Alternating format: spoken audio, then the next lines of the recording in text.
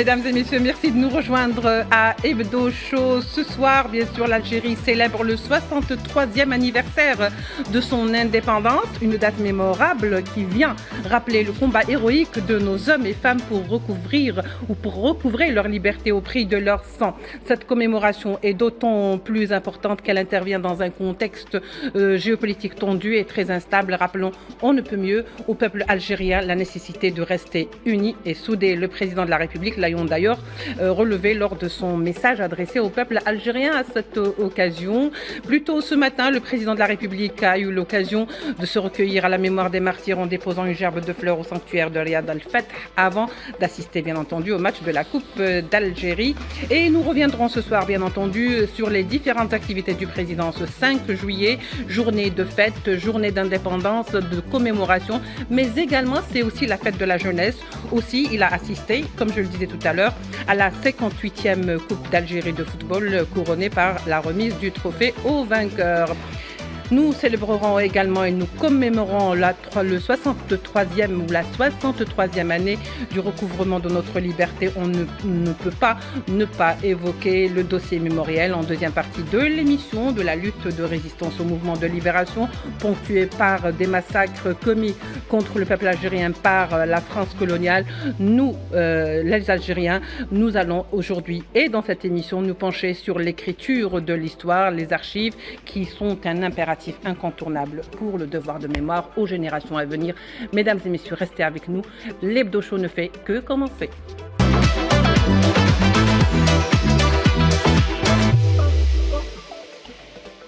Mesdames et messieurs, comme je le disais donc dans l'introduction, l'Algérie fête aujourd'hui le 63e anniversaire de l'indépendance de l'Algérie. Monsieur, d'abord, avant de vous présenter, bonne fête à tous, n'est-ce pas?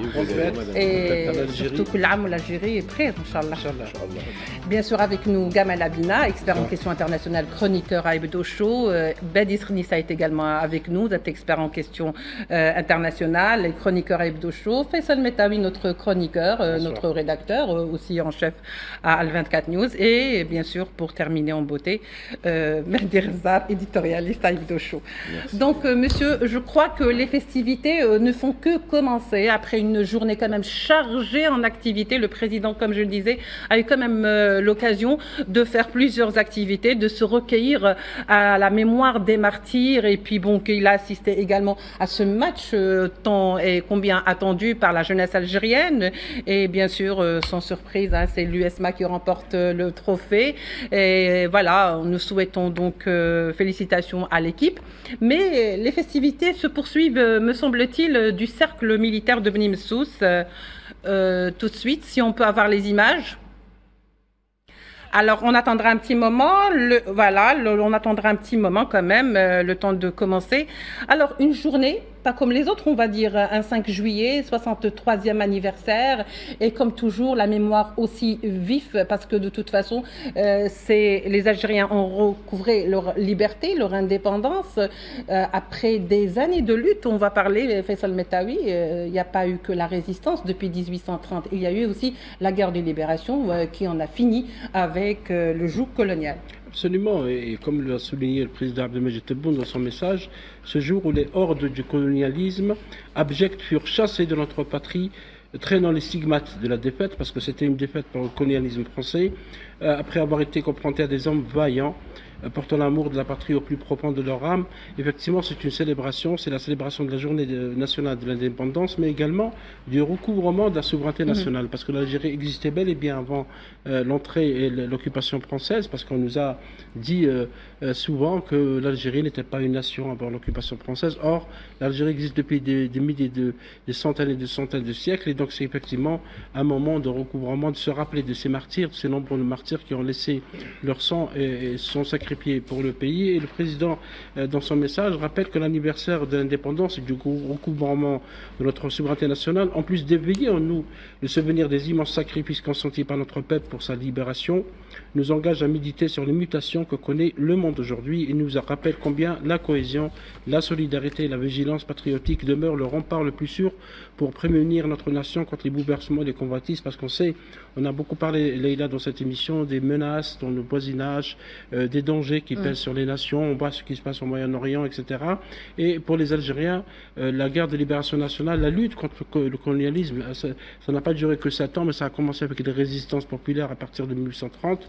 C'est également un ciment qui rassemble les Algériens et qui les prépare à affronter tous les défis d'avenir. Vous avez dit effectivement qu'il y a eu beaucoup d'activités pour le président Abdelmajid Tebboune aujourd'hui. C'est la journée du 5 juillet.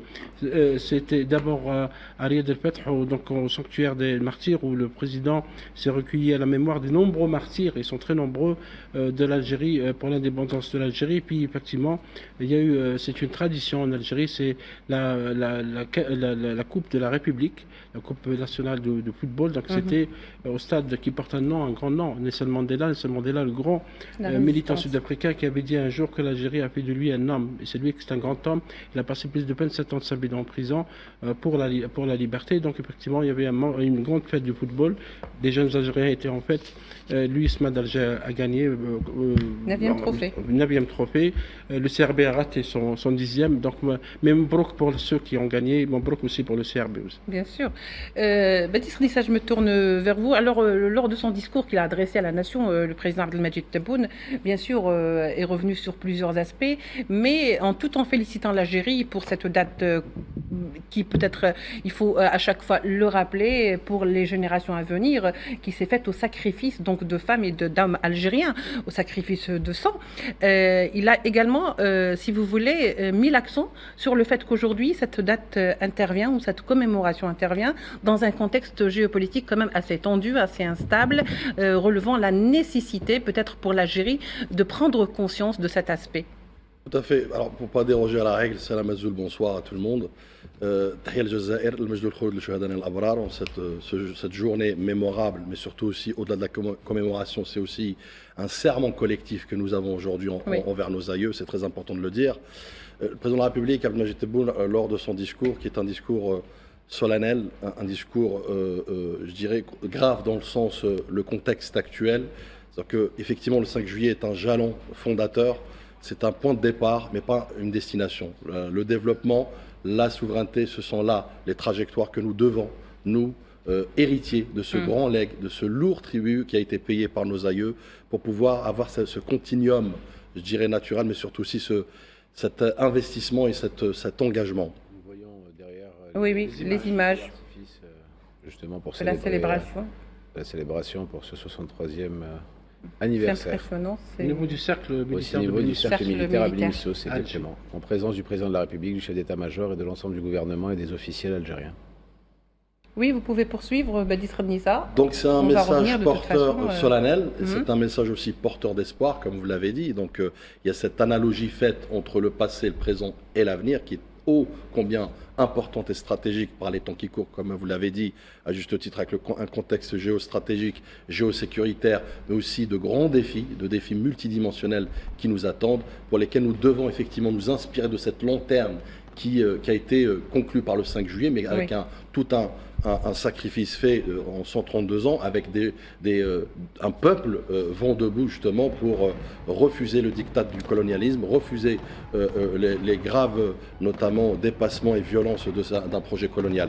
Et encore une fois, le président de la République, à travers ce discours, réaffirme aussi la centralité, notamment de cette date qui est le 5 juillet, qu'elle soit dans les consciences, notamment nationales, dans les consciences collectives, notamment du citoyen algérien, pour qu'il mesure et considère son rôle prépondérant, son devoir civique, notamment envers non seulement nos aïeux, pour justement être dignes héritiers de ce legs, mais aussi pour les générations futures, pour préserver ce contexte et surtout aussi donner toute la trajectoire qu'elle mérite l'Algérie dans son processus de développement. Et puis, je finirai, je dirais, la souveraineté, c'est un rappel aussi de la part du président de la République que la souveraineté ne se commémore pas uniquement, je dirais, elle se consolide aujourd'hui plus que jamais à travers ses engagements, à travers les sacrifices, à travers la résilience, à travers le développement.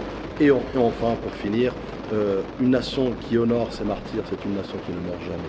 Alors, très bien, Badis. Nous allons d'ailleurs continuer sur le même ordre d'idées, mais je vous laisse, messieurs, dames, apprécier donc ces festivités, contempler tout à fait, donc aux couleurs de l'emblème national. Voilà, du rouge, du vert et du blanc. Du 5 juillet. Voilà.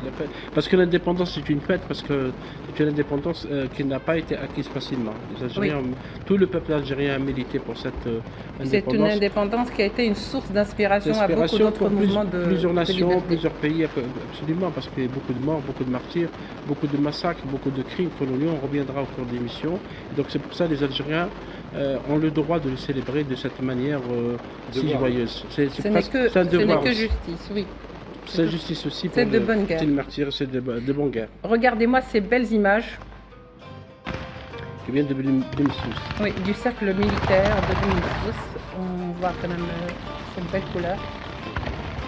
Il faut souligner, Leïla, que Oui. le ministère des Moudjahidines, parce qu'il faut le noter, a quand même cette année salué les grands invalides, parce qu'il y a Tout à toujours fait. des grands invalides de la guerre de libération nationale et des ayants droit et des enfants de Shuhada et les victimes des mines antipersonnelles. Parce qu'on a tendance à l'oublier, qu'il y a à un moment donné les lignes Maurice et Chal. Jusqu'au jour d'aujourd'hui. Oui, absolument. Et à ce jour, les mines antipersonnelles qui ont été plantées dans le sol ont laissé beaucoup de victimes. Donc le ministère des Moudjahidines, des ayants droit, ne les a pas oubliés. Il les a il les a accueillis, leur a réservé un hommage qui est tout à fait mérité pour ces militaires. Faisal, moi je dirais c'est un acte mémoriel, c'est de justice mémorielle, disons, au-delà du hommage lui-même, mais c'est une dette envers les héros vivants de notre glorieuse révolution notamment, qui a été incarnée effectivement par ce geste ô combien au-delà de la symbolique, fort pour justement faire cette communion et surtout consolider je dirais les ponts intergénérationnels, puisque c'est ça dont il est question. Comment traduire cela, comment traduire cet état d'esprit notamment de nos aïeux. Il fut un temps avec peu de moyens, rappelons-le. C'est-à-dire que notre révolution s'est faite dans un contexte dans lequel on a été asphyxié par un projet colonial, par une France colonialiste qui a tout fait pour effectivement écraser ce peuple, et malgré tout, il est resté bel et bien debout. Donc c'est aussi je dirais,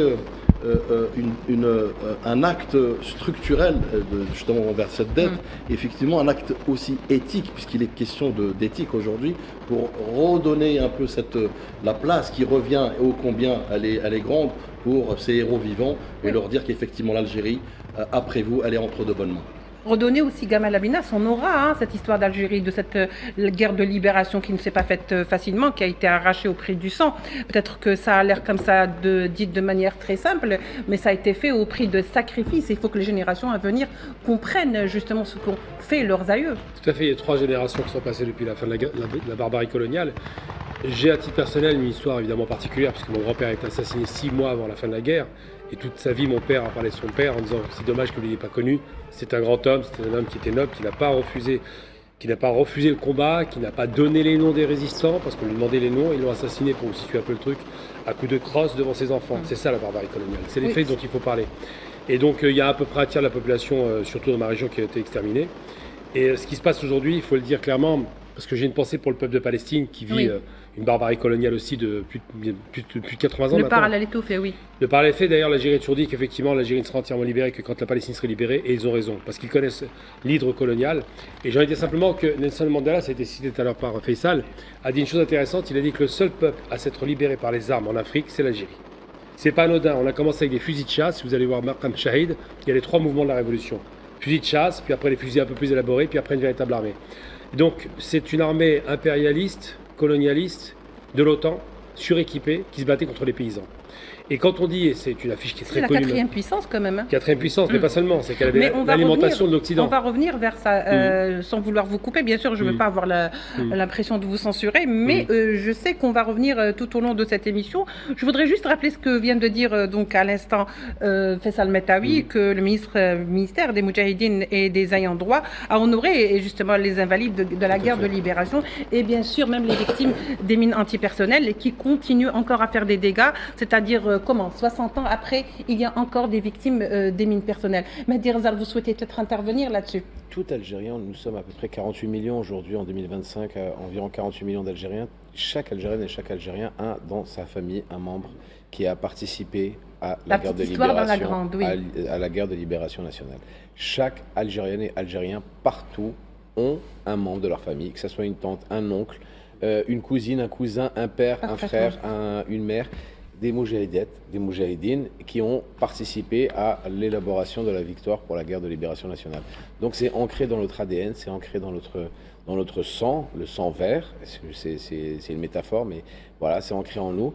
Et qu'on ait un ministère des moudjahidines justement pour honorer toutes les personnes qui ont combattu, qui ont laissé leur vie pour la libération de leur pays, je trouve ça on ne peut plus honorable. Aujourd'hui, Mahdi, le siège, c'est une information, le siège de la Direction Générale de la Sûreté Nationale, de GSN, a été baptisé au nom de Moudjahid, du défunt Moudjahid, Mohamed Daraya. Donc, à l'occasion de la célébration du 63e anniversaire de l'indépendance, il faut juste rappeler qu'Ahmed Daraya était donc un Moudjahid au sein du FLN.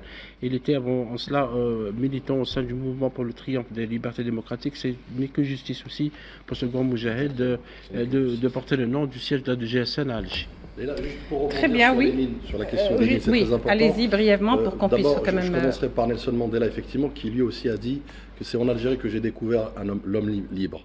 Donc c'est très important pour reconstituer, mais surtout resituer le contexte révolutionnaire de l'Algérie, non seulement dans son histoire, mais aussi de l'histoire des autres peuples en matière d'indépendance. Sur le plan continental et même... Vous savez, c'est un crime de guerre, le fait de ne pas donner, par exemple, les plans de ces mines. Vous savez qu'à ce jour, c'est-à-dire qu'on a eu plus de 3000 morts post-indépendance. C'est-à-dire que c'est même pas pendant la guerre de révolution. Tout à fait, jusqu'au jour d'aujourd'hui. Et là, on parle de plusieurs millions de mines disséminées sur justement la ligne de Charles-et-Maurice.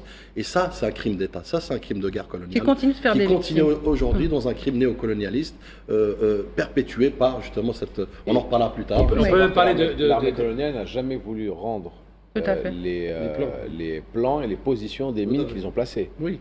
Ils n'ont jamais voulu les remettre à l'Algérie victorieuse. Malgré les demandes, parce que l'Algérie a depuis beaucoup de demandes par rapport à ça, dans les années 70, années 80, la même chose pour les explosions nucléaires de le Sud. À ce jour, on n'a pas les plans. Voilà, notre invité justement, tous ces dossiers, monsieur, on va les aborder en détail. Il faut expliquer quand même ce qu'est les lignes Maurice Échal. Il faut expliquer quand même, parce qu'on parle des 3000 morts, c'est vrai. Brièvement, Gamal. Très rapidement, c'est des colonnes qui ont été faites pour barrer l'alimentation des armes de la Tunisie vers l'Algérie. Voilà, tout à fait. Et ça tuait, c'est là où il faut se rappeler quand même des martyrs. 10 000 combattants par mois. C'était une saignée comme jamais. Ça a vraiment ralenti le développement de la révolution, mais pour le côté positif, l'Algérie n'a jamais baissé les bras de 1830 à 1962. Il y a toujours eu des révoltes, toujours eu des batailles. Il n'y a jamais eu une colonisation totale. Surtout, justement, l'approvisionnement en armes. Bien sûr, monsieur, l'Algérie, la célébration, ce n'est pas qu'en Algérie, et les Algériens d'Algérie, mais également notre communauté établie à l'étranger, qui, elle, également célèbre donc cette journée. On a avec nous Mahdi Blabès, donc militant associatif algérien, établi donc à Paris. Mahdi, à Perpignan, plus exactement, et non pas à Paris, en France. Mahdi, bonsoir. Bonsoir, bonsoir à toutes et à tous. Merci d'être avec nous. Je ne sais pas si vous nous entendez, Mahdi. Je vous entends très bien. Voilà, je crois qu'on a un petit problème de retour. Moi, je vous entends très bien. Très bien. Alors, Mahdi, dites-moi comment les Algériens aujourd'hui ont célébré ce 5 juillet. De quelle manière ils ressentent au fait cette commémoration aujourd'hui? Cette commémoration est ressentie avec beaucoup de fierté. Effectivement, on fête aujourd'hui le 5 juillet en France avec beaucoup de fierté dans la communauté algérienne, même si malheureusement on n'a pas encore une structuration qui nous permet d'avoir de nombreux événements partout en France pour pouvoir commémorer dignement cette fête importante pour toute la communauté algérienne à travers le monde. Ce n'est pas la première fois que la communauté, si vous voulez, algérienne en France montre son implication. Oui, à l'étranger, mais il est à Perpignan, donc montre vraiment son implication dans ce qu'on appellerait cette histoire de l'Algérie, parce qu'ils sont aussi, si vous voulez, une partie de l'Algérie qui est à l'étranger, Mahdi. Bien sûr. Vous évoquiez avec vos chroniqueurs les questions de la mémoire, et tout au long de l'année, la communauté établie à l'étranger travaille sur ces sujets-là et milite pour faire reconnaître le martyre du peuple algérien pendant la guerre d'indépendance et pendant toute la colonisation, parce que je crois que c'est Gamal Abina qui a rappelé à très juste titre que la guerre a duré 132 ans, ça s'est jamais arrêté, et donc les crimes coloniaux se sont étalés sur toute cette période-là, avec bien évidemment un paroxysme durant la Révolution entre 1964 la guerre de la libération. Tout à fait. Et Aujourd'hui, le combat continue, en France particulièrement, pour obtenir déjà aussi l'ouverture des archives, ça a été évoqué, mais aussi la restitution de biens culturels qui ont été pillés en Algérie par les armées coloniales. C'est un des combats qu'on mène avec notre association à Paris et à Perpignan qui s'appelle Pour la mémoire contre l'oubli, justement pour pouvoir obtenir la restitution. Alors, pas que des biens algériens, mais de l'ensemble du patrimoine culturel qui a été pillé par la France durant la colonisation. Ça, c'est un combat qui est porté par toute la diaspora et qui, à l'occasion du 5 juillet, revient, on a ce rappel que le combat n'est pas fini. Et qu'on a encore un patrimoine à récupérer, des dates à commémorer et le fait colonial à faire condamner par la France. Parce que pour l'instant, la reconnaissance des crimes coloniaux, elle est très très très timide ici en France. Et donc la fête de l'indépendance nous permet d'avoir ce rappel-là très juste auprès de l'ensemble de la communauté. Oui, très bien. Alors Mehdi, vous souhaitez peut-être réagir, oui, messieurs ?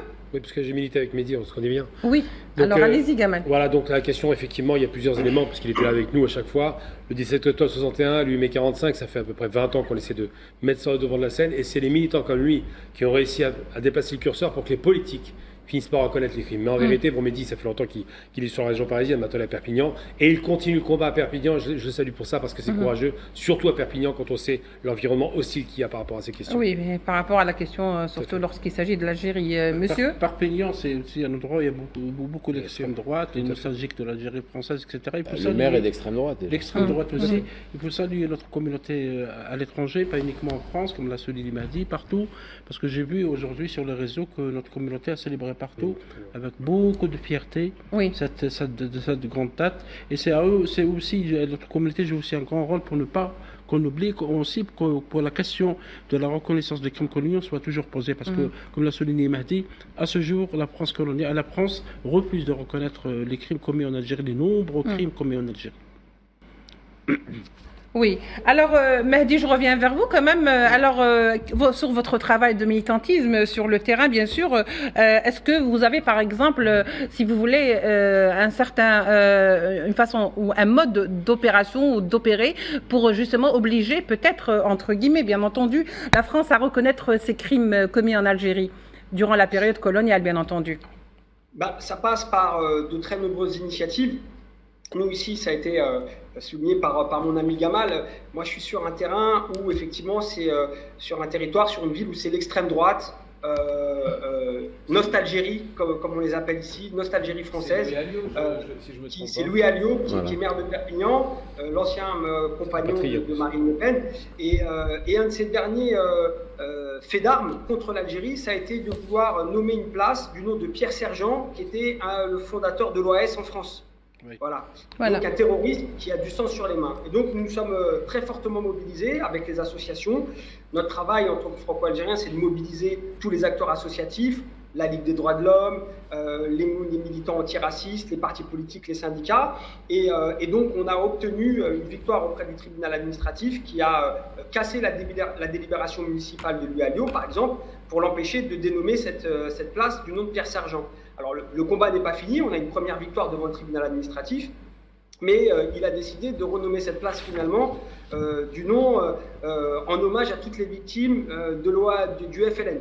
Vous voyez, il y a toujours cette volonté d'être provocant, de vouloir réécrire l'histoire, de falsifier l'histoire. Tout à fait. Et donc, notre combat, il porte là-dessus. Puis on a organisé pour les commémorations du mai 45, des massacres de Sétif et Guelma, une très belle initiative à Perpignan qui a réuni plus de 80 personnes avec une conférence et une projection d'un film documentaire sur les massacres de Sétif et Guelma. On a un travail éducatif, d'éducation populaire, d'information, parce qu'on a aussi beaucoup de gens dans la communauté qui parfois méconnaissent notre histoire, qui méconnaissent le sacrifice des nombreux combattants algériens pour notre indépendance. Et c'est bien de le rappeler.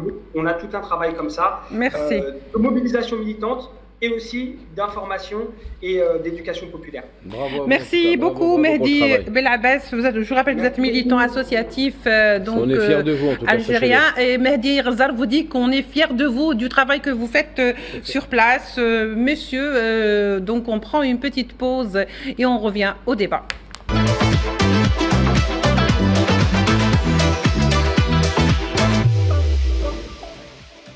Voilà, on revient quand même au débat Hebdo Show et avec nous d'autres invités qui viennent de nous rejoindre. Nous avons avec nous Idir Hachi, historien algérien. Idir, bonsoir. Merci d'être avec nous. D'avoir accepté notre invitation. C'est nous qui sommes honorés. Et bien sûr, invité Fatma Zohra Ben Brahim, avocate algérienne, la meilleure avocate algérienne, me dit Mehdi Ressas. Voilà. C'est trop fort pour moi, merci. Voilà. Donc, merci d'être avec nous, car vraiment le débat mérite que vous soyez avec nous et que vous soyez nos invités ce soir. Bien sûr, Corso, l'historien algérien également, Mohamed Al-Korso va nous rejoindre dans un petit instant en direct d'Oran. Voilà, comme ça, pour clore un peu le dossier et boucler la boucle, parce que de toute façon, nous sommes bien entourés apparemment, Mehdi Ressas. Ne me regardez pas comme ça. Oui, alors voilà.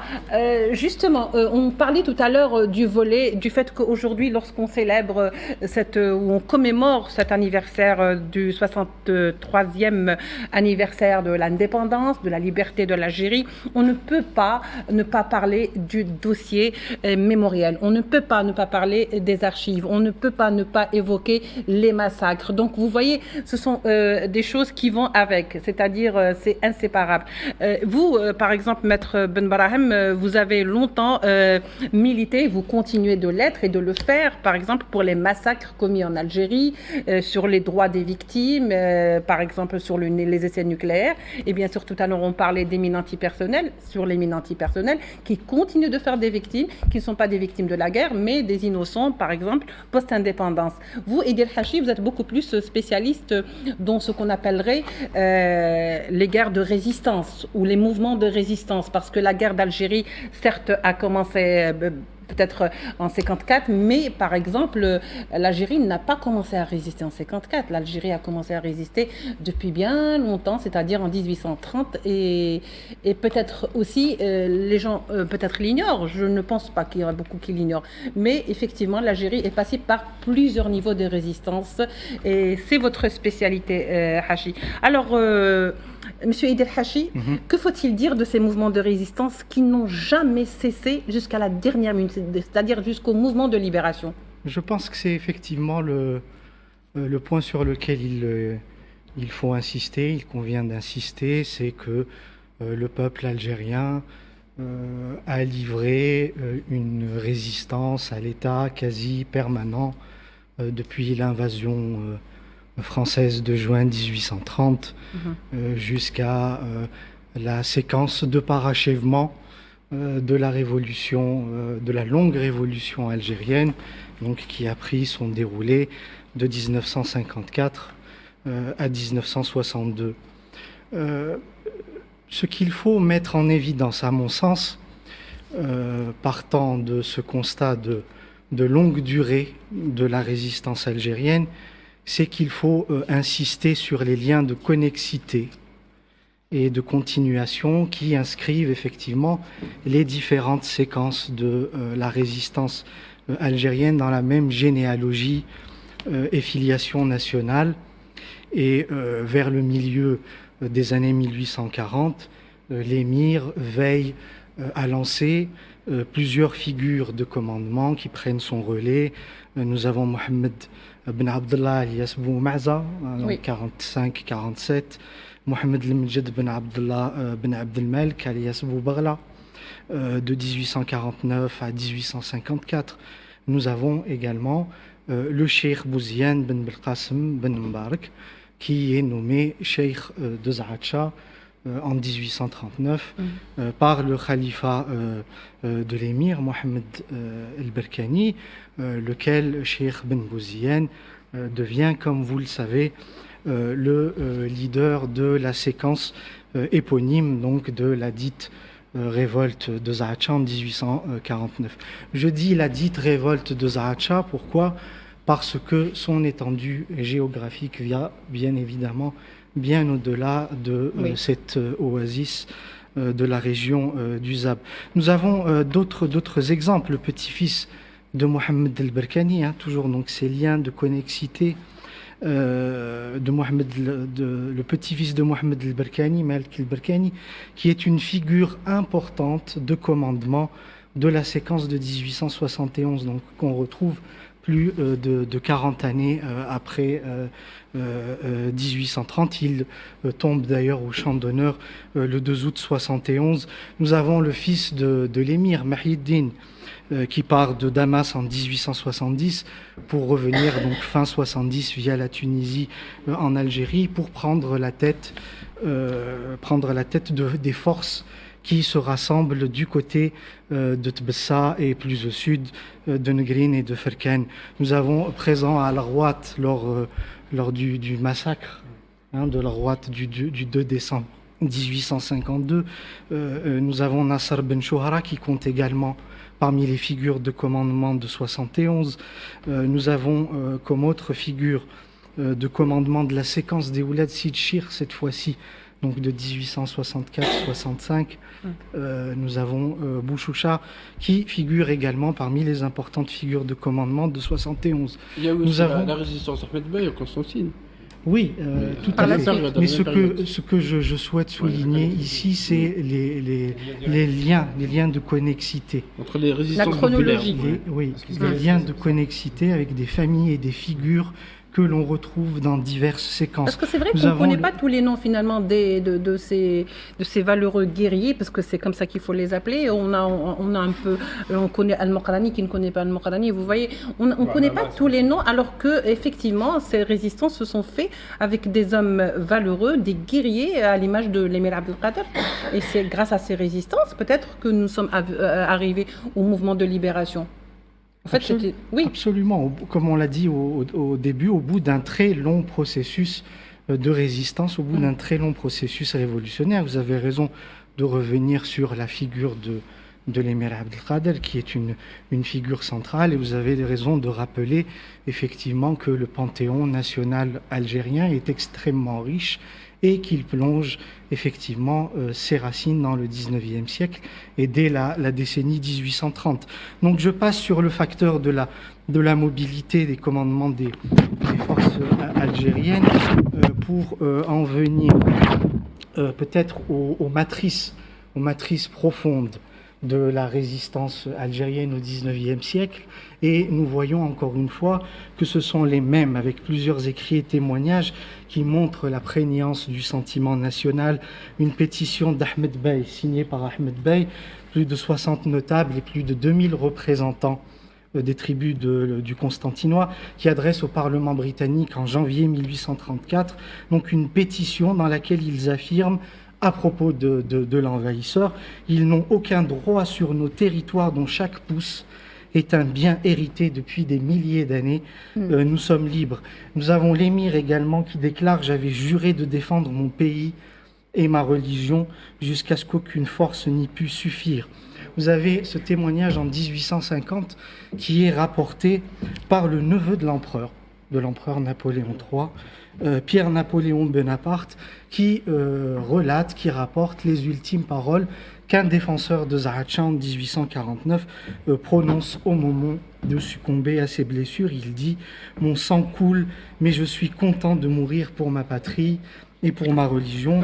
Dans le courrier qu'il adresse à la tribu d'Erchaïch, fin 70, une tribu de la région de Tbessa, toujours Mahyiddin, le fils de l'émir, qui vient pour prendre part au commandement de la séquence de 71, qui explique que c'est dans l'intention de secourir et de glorifier la religion et de protéger la patrie qui règne en Algérie.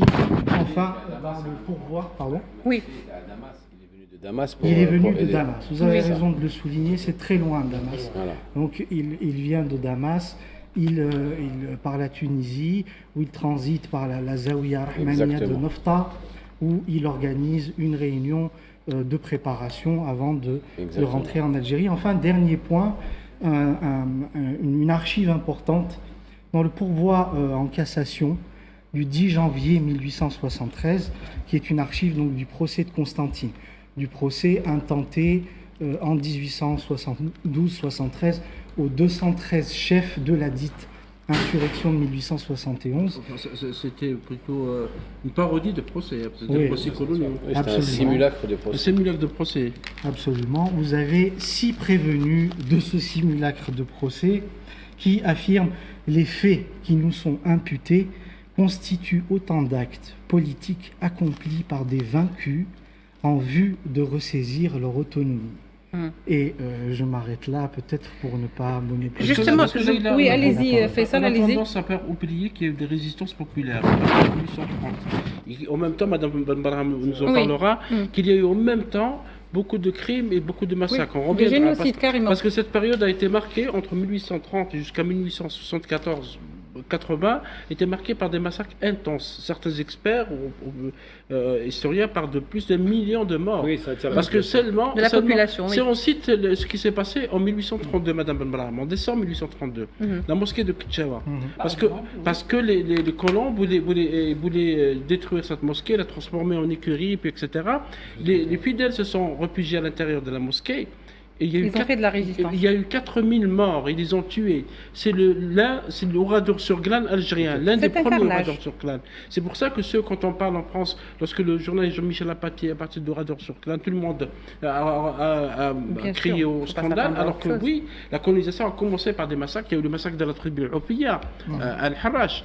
Les oreilles des femmes ont été découpées pour qu'on vende leurs bijoux dans les marchés à Alger. Et à Bab Azoun, entre autres. Donc il y a beaucoup de massacres. Et dans l'historiographie de l'histoire de la colonisation en France, on a tendance à réduire ce qui s'est passé en Algérie à 1954-1962. Comme s'il n'y avait pas de résistance, comme si les Algériens avaient accepté rapidement la colonisation, alors que, comme l'a rappelé Idir, il y a eu beaucoup de résistance à l'époque. C'est pour ça que j'allais dire tout à l'heure à Idir Hachi que finalement, toute cette chronologie, parce que au fait ce n'est qu'un échantillon, c'est un exemple, on a essayé de faire bref, parce que ça risque de prendre plus du temps de l'émission, ça peut prendre aussi des jours. J'allais dire ça un peu, si vous voulez, met en échec toute la thèse française depuis sa conquête en Algérie qui disait que l'Algérie n'était pas quand même un pays peuplé, à savoir qu'ils sont venus en conquérant parce que c'est une terre finalement complètement dépeuplée. Et ces mouvements de résistance ne sont que l'illustration justement que l'Algérie n'était pas une terre dépeuplée. Et justement, beaucoup de gens pensent que durant ces mouvements où, si vous voulez, la France coloniale n'a commis de génocide, de crimes de guerre que durant la période de la guerre de libération, alors que les génocides et les crimes de guerre avaient commencé bien avant, c'est-à-dire en 1830, avec cette soi-disant conquête française en Algérie. Maître Benbarham. Tout à fait. Nous venons d'entendre quelque chose de très important à propos, par exemple, de la mosquée de Kitchewa. L'appellation Sahet al-Shuhada, ce n'est pas quelque chose qui est né en 1962.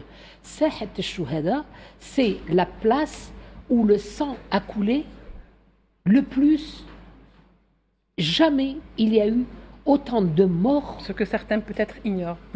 Et ce crime a été totalement caché parce que la France n'a jamais voulu dire quels sont les crimes qu'elle a commis en Algérie.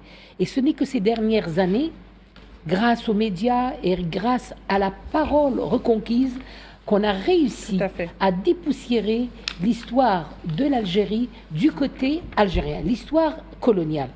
C'est vrai que cette guerre est une guerre coloniale. C'est vrai que l'appellation a toute son importance parce que ce qui s'est passé, c'est une guerre sans nom du côté de la France face à une population, mais une population qui a résisté. Le peuple algérien a toujours résisté depuis la bataille de Staweli jusqu'au 3 juillet 1962. L'Algérien ne s'est jamais arrêté de combattre. Je dis le 3 juillet 1962 parce que la signature quant à l'indépendance de l'Algérie, c'est bien le 3 juillet. Et la lettre du général de Gaulle adressée à l'État naissant algérien date du 3 juillet 1962. Sauf que l'Algérie a préféré célébrer cette fête d'indépendance 2 jours après pour faire une concordance entre le 5 juillet 1830 et le 5 juillet 1962. Le 5 juillet, c'est Alger, je dis bien Alger simplement, qui tombe entre les mains de Bourbon. Alors, ce qu'il faut distinguer, c'est que dans ce long processus, il faut savoir répartir les tranches historiques. De 1830 jusqu'à peu près le début du XXe siècle, c'est-à-dire 1926, c'est une lutte populaire. Tout le peuple s'est ligué, voilà, à travers l'Algérie. Plus la France progressait dans son évolution dans l'Algérie, plus elle rencontrait des résistances populaires. C'est vrai que l'Algérien est né sur le dos d'un cheval avec un fusil à la main. Oui. Mais il y a une autre étape. En fait, il y a 3 étapes. La deuxième étape, c'est l'organisation politique de l'Algérie. C'est l'éveil politique. Et nous avons là la naissance des partis politiques et la revendication essentielle, à savoir l'indépendantisme. Oui. Donc ça, le mot intervient dès les années 1926. Oui. Par la suite, nous allons avoir une zone entre la révolution algérienne et les revendications politiques d'une indépendance, c'est le 8 mai 45. Et 54, le déclenchement de quoi? De la révolution populaire armée algérienne. Et là, il faudrait qu'on s'arrête une seconde pour rectifier les vocables. Allez-y. On parle de guerre d'Algérie. Dans tous les manuels français, on vous parlera de guerre d'Algérie. On parle d'événements, on l'évoque de même pas. De guerre d'Algérie. On parle d'abord, guerre d'Algérie. On parle d'événements d'Algérie. Voilà. On parle de guerre d'Algérie. Mais la guerre, c'est quoi? C'est un peuple, une armée, une nation contre un peuple, une armée, une nation. Or, nous étions donc sous le joug colonial. Une négation de la nation algérienne. Une négation de la résistance algérienne. Et donc, la guerre, ce n'est pas une guerre.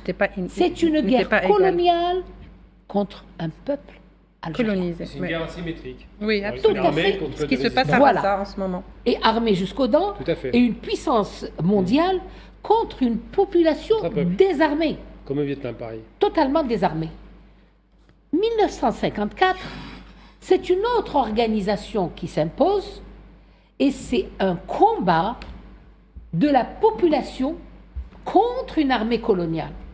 Et c'est pourquoi aujourd'hui on doit équilibrer les expressions et leur donner leur véritable sens juridique et historique. Oui. 1954, c'est un déclenchement d'une révolution populaire armée. Vous avez vu qu'on passe d'une résistance à une organisation politique avec une revendication tout à fait claire. Et enfin, maintenant, on va lutter pour arracher cette indépendance. Donc, c'est 3 périodes qu'il va falloir bien partager. Et à chacune, il y a des spécificités qui adhèrent à chacune de ces périodes. Oui, très intéressant. Allez-y, en France, il y a eu un débat récemment sur les nazis, parce que quelqu'un a dit que les Français se sont inspirés des nazis en Algérie, ce qui est vrai. Parce que quand vous voyez Mme Brahim, ce qui s'est passé en Algérie, il y a eu les enfumades en 1844 et en 1854. C'est les premiers nazis dans le monde. C'est comme les nazis. Ils ont gazé les Algériens, plus de 2000 morts dans la région de Chlep et de Msranem.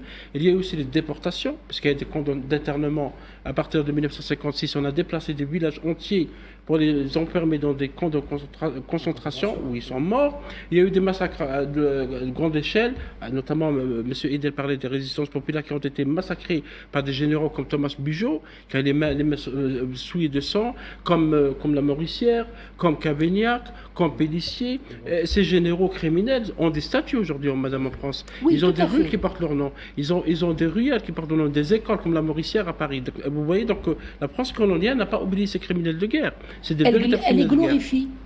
Elle est Il y glorifiée. a eu exactement, c'est pour ça que tout à l'heure, avec Gamal Abina, qui faisait le parallèle avec ce qui se passe aujourd'hui à Gaza, on ne peut pas ne pas faire le parallèle, Maître Ben Barham, lorsqu'on voit que finalement c'est une guerre vraiment asymétrique, donc une guerre surarmée, la quatrième puissance à l'époque, contre bien sûr une révolution populaire, parce que c'est le cas aussi. C'est le schéma. Voilà, exactement. C'est une reproduction du schéma. Il y a eu le schéma des gazages, il y a eu des enfumades, il y a eu des déportations, il y a eu des expropriations, des propriétaires terriens, c'est-à-dire que effectivement, c'était voilà.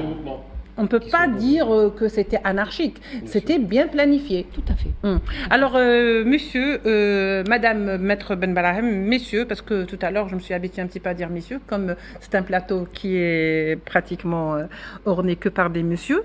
Nous recevons tout de suite, bien sûr, Mohamed Al-Qolso avec nous en direct depuis Oran. Mohamed Al-Qolso, bonsoir, merci de nous rejoindre. Bonsoir, mesdames. Voilà, d'ailleurs le débat est très passionnant. Nous parlons justement à cette occasion de la célébration de l'indépendance, de ce que l'Algérie a enduré durant plus de 130 ans donc, de colonisation, y compris donc les 7 ans de guerre livrés à la France coloniale. Aujourd'hui, nous voulons absolument aujourd'hui que certaines vérités se fassent et qu'un travail se fasse également sur ce qu'on appellerait les archives, la restitution des archives, mais également pour qu'il y ait des reconnaissances de crimes commis, en plus de ceux qu'on connaît déjà, à savoir le 8 mai 45, ou c'est-à-dire, si vous voulez, les manifestations de la Seine en France. Il y a aussi d'autres crimes qui viennent d'être cités par Maître Ben Barham, qui ne sont pas tout à fait médiatisés, Maître Qolso. Plutôt, Monsieur Qolso, vous êtes professeur en histoire. Shukran, merci beaucoup. Je souhaite d'abord rendre hommage à la diaspora qui effectue un travail de fond, un travail courageux, sans relâche, pour inscrire en fin de compte cette mémoire dans le vécu des jeunes Algériens qui se trouvent en France et ailleurs. Rendons leur hommage, c'est un élément essentiel parce qu'ils luttent contre une situation extrêmement difficile qui a été soulevée par le jeune, je pense que c'est un jeune qui est intervenu tout à l'heure, dans un milieu extrêmement hostile. Deux petits correctifs, plutôt un correctif et une proposition. Bon, il faut reconnaître, il faut rappeler, pardon, excusez-moi, il faut rappeler également que ces places, Bugeaud, Lyoté, etc., ont été contestées par des hackers d'Algérie. Que la place Bugeaud a été débaptisée, c'est une chose qu'il faut dire et qu'il faut mettre à l'actif de ces Français libres, de ces Français qui ont pour seul objectif la mémoire, qui ont pour seul objectif l'objectivité historique. Cela étant, l'autre élément également, c'est cette question de terminologie. Nous avons hérité de l'école coloniale une terminologie qui est appelée à être revue, à être recentrée. Rendons hommage à Mustafa Al-Shraf dans son livre Algérie, Nation et Société, où il a parlé d'insurrection, de résistance, il a affirmé. Je crois qu'il est temps actuellement de la résistance qui a commencé jusqu'en 1945-1954. C'est vrai que cette résistance a été inscrite dans le temps et dans un espace décousu. Bon. Sauf que l'esprit qui animait ces résistances entre guillemets. Et je ne fais pas bien ce concept. L'esprit qui animait ces résistances entre guillemets est un esprit national. C'est un esprit qui s'inscrivait dans la lutte contre le combat colonial, qui a été repris par la suite par la déclaration du 1er novembre 1954. C'est pour cela qu'au niveau de la commission algérienne Histoire et Monde, nous ne parlons plus de résistance, nous ne parlons plus d'insurrection, mais de combat anticolonial. De combat anticolonial qui va être le prélude à la lutte de libération nationale, à la révolution algérienne. Cela étant, c'est un élément important dans notre restitution, dans la restitution des faits historiques, dans la restitution de la lecture que nous devons faire ou que nous faisons, qui avance à petit pas, hein, mais qui avance quand même. Concernant les crimes coloniaux, parce que ça a été le premier thème, je vais poser la question, de quel crime parle-t-on? Il y en a beaucoup. De quel crime parle-t-on? Pardon? Il y en a beaucoup, je disais. Il faut absolument, c'est vrai qu'il faut préciser peut-être. De quel crime parle-t-on? Ces crimes ont été commis. Ces crimes ont été signés par les propres acteurs, les propres acteurs coloniaux. Donc, ils sont inventoriés. Il suffit de lire les livres d'histoire, il suffit de lire les lettres qu'ils ont adressées, il suffit de lire l'historiographie coloniale pour nous rendre compte qu'ils sont, un, nombreux, et deux, ils les revendiquent. Ils le revendiquent. Oui. Cette question est extrêmement importante. Elle a un lien avec ce qui se passe actuellement à l'échelon français. Chaque fois que les Algériens, chaque fois que l'on parle, chaque fois qu'on essaye de remettre en cause le passé colonial, de remettre en cause l'héritage colonial, hein, on nous fait le procès de rester dans la rente mémorielle. C'est extrêmement important. En matière de rente mémorielle, l'Algérie est maintenue jusqu'à ce jour dans une situation de totale dépendance, je dirais même d'aliénation vis-à-vis de l'ancienne puissance coloniale. Et ce, depuis 63 ans après la restauration de l'État algérien. Cette situation est, je le souligne, intenable. Elle est intenable parce qu'elle plombe d'élection présidentielle en élection présidentielle française, d'année en année, de législature française en législature française, elle plombe les relations entre notre pays et la France. Elle plombe les relations, et nous le constatons maintenant tous les jours, toutes les minutes, entre l'Algérie et la France. Cette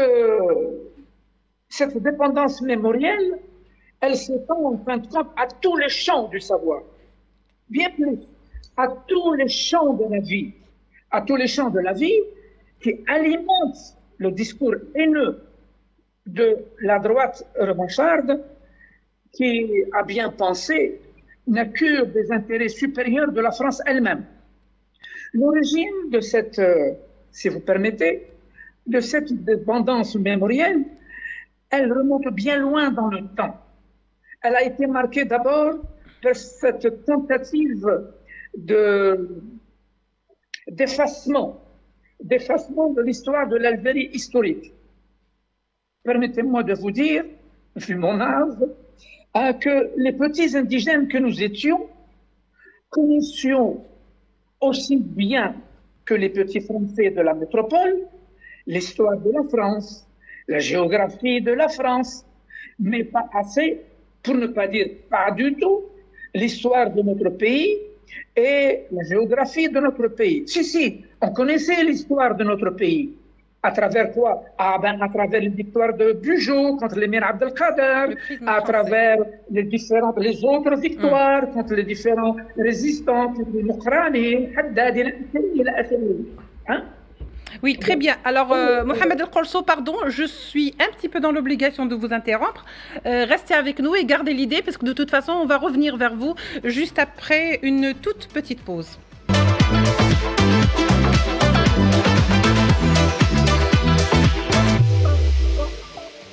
Nous revenons toujours pour poursuivre les débats très intéressants et très passionnants. Certes, il nous faudra beaucoup d'heures pour en parler, mais nous essayons de faire un peu court et précis. Monsieur Kolso, donc je disais, gardez l'idée quand même, parce qu'on va revenir quand même vers vous. Maître Benbalam, je voudrais me tourner vers vous, parce que vous voyez, durant cette période de résistance des Algériens contre l'occupation française, il y a eu aussi des crimes, mais on en parle très peu. Ça n'a pas été vraiment médiatisé, comme par exemple du temps de la guerre de libération.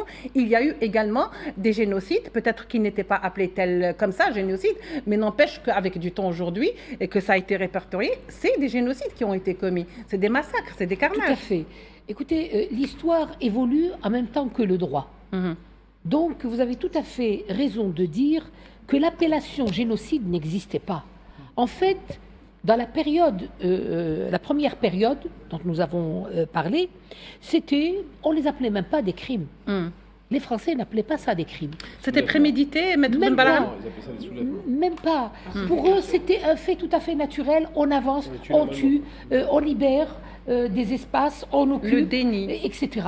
Donc, tuer un Algérien, c'était absolument rien. Même les résistances, ils voulaient même pas en parler en tant que résistance. Nous appelaient les brigands des grands chemins. Évidemment, ils n'ont jamais voulu reconnaître la valeur de nos chefs historiques de l'époque. Oui, tout à fait. Exactement. Les indigènes, quantité insignifiante, on peut tuer et passer. Mais à partir de quand le droit a commencé à s'infiltrer dans ce type de crime? Eh bien, c'est après la Deuxième Guerre mondiale. C'est lorsqu'ils ont eux-mêmes subi le nazisme. C'est quand ils ont eux-mêmes subi la mort, ont subi la torture, etc. Le procès de Nuremberg a été dans l'histoire une référence, quelque chose de très important.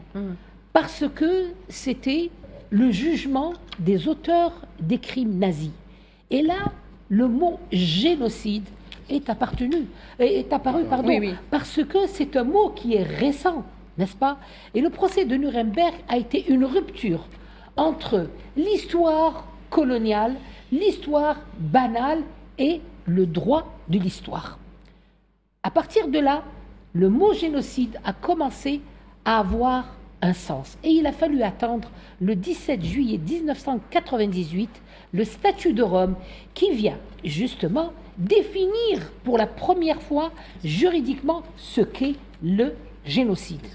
Et également, il est venu porter une base juridique, une base sanctionnelle, à savoir le génocide est un crime contre l'humanité. Vous voyez l'évolution du droit, comment elle s'est faite. Oui. Et à partir de la notion de crime contre l'humanité, nous avons une autre notion que jusqu'à présent, les signatures du statut de Rome ne veulent pas reconnaître.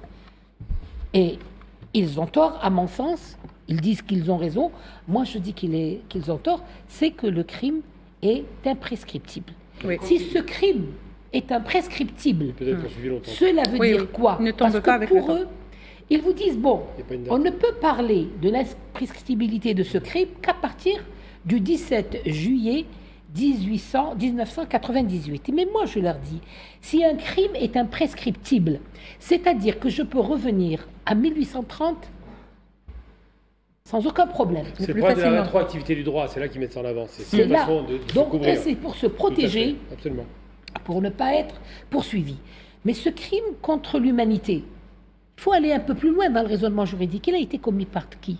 Est-ce que c'est des actes isolés, auquel cas on poursuit la personne qui a commis ce crime, ou alors c'est des crimes qui sont initiés par l'État? Et s'ils sont initiés par l'État, donc il va falloir réfléchir à la notion de crime d'État. Cette notion de crime d'État tarde à venir. Je me souviens que Maître Vergès, Maître Savria, etc., à l'époque, j'ai travaillé avec Maître Vergès sur la question du crime d'État. Et ça a été difficile. Il a initié la notion de crime d'État, mais il a également initié avec Maître Zavrian, un autre et Maître Courégé, une loi qui n'est jamais passée, évidemment. Un tribunal de Nuremberg pour l'Algérie coloniale. Ce texte n'est jamais passé. Mais aujourd'hui, on peut le faire passer. On peut le récupérer. De Gaulle, Madame Braham de Gaulle a voté la loi d'armistice. Il a passé je vous remercie énormément d'avoir posé cette question. Alors, cette amnistie-là, il y en a eu 3.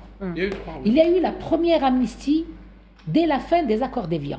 La première amnistie, c'est pour effacer, parce que l'amnistie, ça veut dire quoi? Beaucoup de gens ne comprennent pas. L'amnistie, c'est effacer le crime, et si on efface les crimes, la conséquence du crime, c'est le jugement et l'incarcération des gens, donc il faut les faire sortir. Alors, comme il y avait la loi sur les tribunaux pénaux spéciaux, militaires, il n'existe plus. C'est fini. Ça, c'est la première des choses. On fait sortir tout le monde. Et on fait sortir tout le monde. On ne pouvait pas faire sortir les gens si on n'avait pas éliminé ça et on n'avait pas éliminé l'article de l'atteinte à la sûreté de l'État. Donc, c'est ça la première amnistie. C'est un nettoyage juridique. Et voilà. Ouais. Maintenant, nous avons les deuxièmes. La deuxième amnistie, elle est également importante. Et De Gaulle a été extrêmement malin. De Gaulle étant chef de l'État, c'est lui qui a ordonné tous les massacres en Algérie. Bien je sûr. parle de 54 à 62. 1954 aussi. Exactement. Même 45, il était au commande en 45. Donc, lui, c'est surtout 54-62. Oui, je suis d'accord là-dessus. Donc, qu'est-ce qu'il dit? Il dit, bon, il va falloir qu'on arrête cette histoire. Enfin, 58-62 pour être précis. Voilà. Parce qu'il arrive au commande en 58. Non, mais avant 54, il y a déjà eu des jugements criminels. Des jugements criminels. Oui, le cas de Zabana, c'était quelques jours après le 1er novembre, n'est-ce pas? Donc il fallait faire tout pour arrêter ce type de poursuite éventuelle contre qui? Contre les militaires. Oui. Parce que les militaires vont vous dire, mais nous, on a exécuté les ordres du président. Donc pour les couvrir, pour les protéger et pour ne pas être poursuivis en France, écoutez bien ce que je dis, en France, il fait une loi d'amnistie. Mais cette loi d'amnistie, qu'est-ce qu'elle vaut pour moi? Moi, victime des crimes coloniaux, elle ne vaut absolument rien. Elle vaut pour les militaires français en France. Mais elle ne m'interdit pas à moi, en tant qu'Algérien, victime, de demander mes droits. Je vous donne un exemple. Djamila Boubacha. Elle n'a jamais eu gain de cause, Madame Boubacha. Elle a déposé plainte. Non, c'est pas qu'elle n'a pas eu gain de cause. Je vais vous expliquer ce qui s'est passé. Oui. Madame Boubacha a été torturée. Elle a été torturée en Algérie. Oui. Donc, ça a été la première femme, la première Algérienne, qui a déposé plainte contre le ministre de la Justice et également le général El Rey, qui gouvernait l'armée en Algérie. Et cette plainte n'a pas fonctionné en Algérie, mais elle a été transférée en France parce que c'est une plainte pour torture. Et un juge d'instruction a ouvert le dossier à Caen et il a commencé à instruire. Et effectivement, ce qu'avait dit Madame Djamila Boubacha était juste. Elle a identifié ses tortionnaires et l'affaire marchait très bien. Sauf que cette affaire est arrivée vers la fin donc, de la guerre d'Algérie. Oui. Mais le procès, il est toujours ouvert. Parce qu'elle n'a jamais reçu une ordonnance de classement de cette affaire. Et elle ne s'est jamais désistée de cette affaire. Ce qui me permet aujourd'hui, donc je suis saisie de ce dossier pour dire que toutes les victimes algériennes ont encore le droit de demander leurs droits vis-à-vis de l'État français. Oui. Et c'est très clair, c'est au nom de la loi que je parle. Ce n'est pas pour faire diversion. La victime algérienne reste jusqu'à présent une victime. Et l'amnistie ne vaut que pour la France, c'est leurs affaires. Ils en font ce qu'ils veulent avec leurs militaires. Après cela, il y a eu la troisième. La troisième, c'est pour amnistier les gens de l'OAS. Vous voyez comment De Gaulle a essayé de protéger au maximum ses militaires, son armée et ses adversaires, tout simplement pour clôturer le dossier de l'Algérie. C'est une sorte de blocage, contre sur le plan du droit qui pourrait être déposée. Sur le plan du droit, c'est toujours ça ne vaut que pour eux. Ah ben, Madame Boubacha continue, donc nous allons reprendre ce dossier, peu importe l'issue. mais nous allons le reprendre parce que la loi nous permet. Je peux apporter une précision par rapport à Nuremberg, parce que c'est important de rappeler une chose essentielle que vous avez peut-être mis de côté, mais tout ce que vous dites est très juste. Nuremberg, effectivement, consacre, c'est un juif d'Europe de l'Est d'ailleurs qui va créer le terme génocide, donc ça veut dire tuer les gens parce qu'ils ont une ethnie particulière, ou une religion en l'occurrence. Et ce qui consacre Nuremberg, c'est qu'en Europe, ils ont réussi à créer un racisme entre Européens, donc des Slaves blancs contre les Occidentaux. C'est pour ça qu'ils ont massacré les Slaves à grande échelle, 26 millions de morts, rappelons-le, plus les Juifs, 6 millions de morts à peu près, et les Tziganes. C'est douteux. Oui, Ils donnent un chiffre, mais c'est douteux. Mais c'est la symbolique qui compte. C'est contesté. Oui, c'est contesté, mais pour moi, c'est la symbolique. À la limite, qu'il y ait eu 1 million, 10 millions, 100 millions, c'est pas important. Ça reste un mort de trop. Mais ce qui est important, c'est que le caractère génocidaire, c'est un caractère qui caractérise le racisme. C'est-à-dire que le racisme est monté à un niveau très élevé en Europe où ils sont tués entre eux, mais avant, c'est ce que disait Aimé Césaire, on pouvait tuer autant qu'on voulait ensuite, ça ne posait pas de problème. Et ce qui est intéressant, c'est que l'objectif génocidaire, parce que personne ne va se vanter d'aller massacrer un peuple, personne ne le dira. Et on dit souvent qu'il faut qu'il y ait une intention génocidaire. Sauf qu'un tiers de la population, c'est un génocide, on est d'accord là-dessus. Mais le caractère, on est en plein 19e siècle, vous pouvez me confirmer, le racisme scientifique est installé, consacré, et c'est au nom de ce racisme, et vous l'avez dit tout à l'heure, qu'on peut tuer de l'indigène à satiété, il n'y a aucun problème, puisque ce n'est pas les hommes, ce sont des sous-hommes. Untermenschen de la part des Allemands, et l'autre aspect... On les appelait des quasi-personnes. Tout à fait, les quasi, voilà, mais de toute façon, c'était des sous-citoyens, c'est même pas les citoyens d'ailleurs. Et donc, ce qui se passe, c'est qu'il y a un terme intéressant par rapport à ça, c'est qu'au nom de ce racisme, on va les traiter comme des animaux, des sous-hommes. On voit ça en Palestine, je vous rappelle qu'on a ces termes aujourd'hui qui ressortent. Et ce massacre de masse qui va être perpétré, parce que c'est un massacre de masse indiscutablement, il va être fait sous le sceau de « nous sommes des êtres civilisés, ce sont des êtres inférieurs ». Voilà, cette mission civilisatrice. Voilà, donc c'est un mensonge évidemment historique, mais il y a des débats à l'Assemblée nationale à l'époque. C'est-à-dire que les Français, juste pour célébrer les 100 ans de la colonisation, considèrent que c'est fini, il n'y a plus de bataille.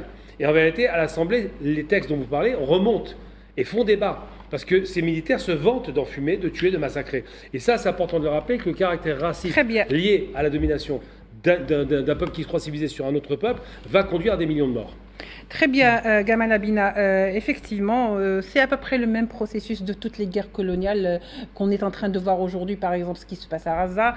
Pourquoi, par exemple, en Ukraine, c'est pas la même chose? Pourquoi ce n'est qu'à Gaza où on essaie de déshumaniser pour tuer de manière plus facile? D'ailleurs, là-bas, on s'en vante justement de faire des crimes de guerre. Justement, j'aimerais revenir vers vous, Idir Hachi, par rapport à ces crimes coloniaux et justement par rapport à la période de résistance, parce que c'est un petit peu votre dada et votre spécialité. Vous savez que durant cette période, pour un petit peu étouffer les mouvements de résistance, il y a eu beaucoup de dépossessions de terres, comme je le disais tout à l'heure. Il y a eu aussi des déportations. Par exemple, en Nouvelle-Calédonie, il y a beaucoup d'Algériens qui ont été déportés et dans des conditions de misère, pour la plupart qui ont donc perdu la vie juste donc en cours de cette déportation. Donc vous voyez, il y a eu réellement des faits que il y a eu carnage, qu'il y a eu crimes de guerre en Algérie, et ça ne date pas seulement de cette période de guerre de libération. Oui, absolument. Je voudrais revenir, si vous le permettrez, si vous le permettez, sur la notion de guerre. Il est vrai que la notion de guerre s'applique aux situations de confrontation armée, donc opposant les armées régulières de deux États ou de deux coalitions d'États. Ceci dit, je pense qu'il faut prendre en considération la particularité des situations coloniales, particulièrement les situations coloniales longues, comme dans le cas de l'Algérie, 132 années de colonialisme et de colonisation. De colonisation de peuplement. Et une colonisation de peuplement. Elle présente la particularité de n'être pas seulement une colonisation, disons, militaro-administrative, mais également une colonisation de peuplement. La particularité des situations coloniales, c'est évidemment non seulement d'empêcher les peuples colonisés de disposer du meilleur moyen de s'affranchir, c'est-à-dire de se constituer en armée régulière, mais davantage que cela, de réduire le plus drastiquement possible le moyen d'y parvenir. De ce fait, je pense que cela montre toute la valeur, toute la vigueur, toute l'importance justement de la vaillance de la résistance algérienne qui s'est opposée à une véritable sauvagerie et qui s'y est opposée de manière organisée, structurée, vigoureuse jusqu'en 1871 au moins. Je dis jusqu'en 1871 au moins parce que j'ai beaucoup travaillé sur cette séquence de 1871. Et qu'est-ce qu'elle montre ? Elle montre que c'est une séquence organisée, structurée. Nous avons la lettre que Mohamed Ben Hadj Hamad El-Mokrani adresse au général Augereau, commandant supérieur des forces de terre de la province de Constantine, le 14 mars 1871, qui s'apparente véritablement à une déclaration de guerre. Il lui dit que chacun se saisisse de son fusil, car je m'apprête à combattre. Nous avons également les archives du procès de Constantine qui montrent que la famille des Bel Haddad avait constitué un capital économique de 600 000 francs lourds qui s'apparente à un trésor de guerre. Oui, à l'époque, c'était une fortune. Le Cheikh Haddad... non, pardon. Nous avons également des hauts faits, des faits significatifs. Nous avons des localités et des villes qui sont momentanément reprises en 1871. Je pense notamment à l'espace ksourien, au Ksour de Ngoussa, de Tougourt, de Ouargla. Je pense au centre de colonisation de Bourj Bouaririd. Je pense à la localité de Msila, à la localité de Tizi Ouzou, sans enlever à la vigueur des blocus qui ont été menés par les forces algériennes de 1871 autour d'autres Finalement, c'est une insurrection à caractère national, c'est-à-dire qu'elle ne concerne pas une région plus que d'autres.